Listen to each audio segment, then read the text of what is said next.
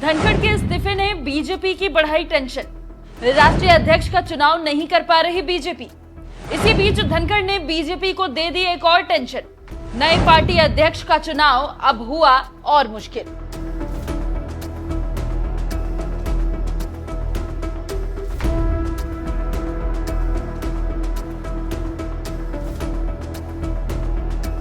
नमस्कार, मैं हूं खुशबू राय।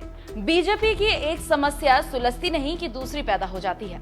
आपको पता है कि जगदीप धनखड़ ने उपराष्ट्रपति पद से अचानक इस्तीफा देकर सबको चौंका दिया था। ये वही जगदीप धनखड़ हैं जिन्हें लेकर पीएम मोदी और अमित शाह के फेवरेट होने का दावा किया जाता था। विपक्ष हमेशा राज्यसभा में पक्षपात करने का उन पर आरोप लगाता रहा है। उन्हीं जगदीप धनखड़ ने अचानक इस्तीफा दे दिया, जिसके बाद राजनीति गरमाई हुई है और इस्तीफे के कारण को लेकर कई तरह की इनसाइड स्टोरी बताई जा रही है। खैर, जगदीप धनखड़ ने इस्तीफा तो दे दिया, लेकिन इस इस्तीफे के बाद अब बीजेपी की टेंशन और ज्यादा बढ़ गई है।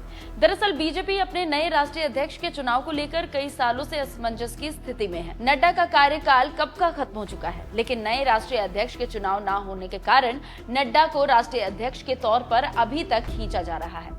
इसी बीच अब उपराष्ट्रपति ने अचानक इस्तीफा देकर स्थिति को और ज्यादा क्रिटिकल बना दिया है और राजनीतिक पंडितों का कहना है कि अब एक बार फिर से राष्ट्रीय अध्यक्ष के चुनाव का मामला ठंडा पड़ गया है, क्योंकि अभी मॉनसून सत्र चल रहा है, बिहार में विधानसभा चुनाव है।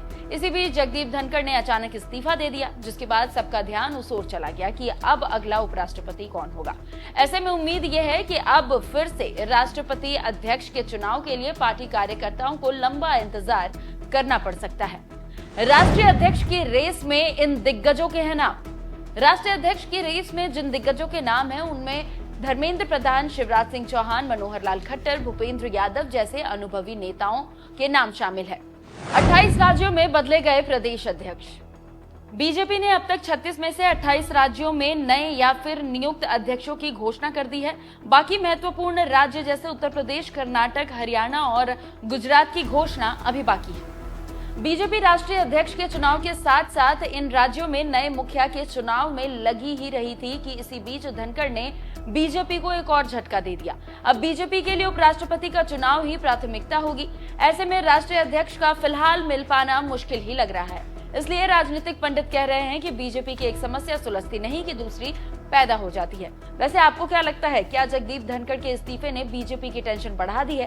क्या संगठन के राष्ट्रीय अध्यक्ष के चुनाव के लिए पार्टी कार्यकर्ताओं को अब और लंबा इंतजार करना पड़ेगा? आखिर अगला राष्ट्रीय अध्यक्ष कौन होगा और सरकार किसे उपराष्ट्रपति बनाना चाहेगी? कमेंट कर अपनी राय हमें जरूर बताएं। और चलिए, वीडियो के आखिर में हम आपको राहुल गांधी के भाषण के साथ छोड़े जाते हैं। सुनिए उन्होंने किस तरह से सरकार को घेरा है।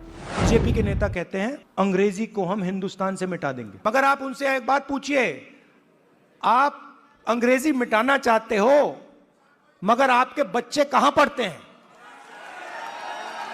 आपके बच्चे क्या हिंदी मीडियम में पढ़ते हैं या इंग्लिश मीडियम में पढ़ते हैं? आपके बच्चे लंदन में पढ़ते हैं, अमेरिका में पढ़ते हैं, वहां क्या हिंदी में पढ़ते हैं? वो नहीं।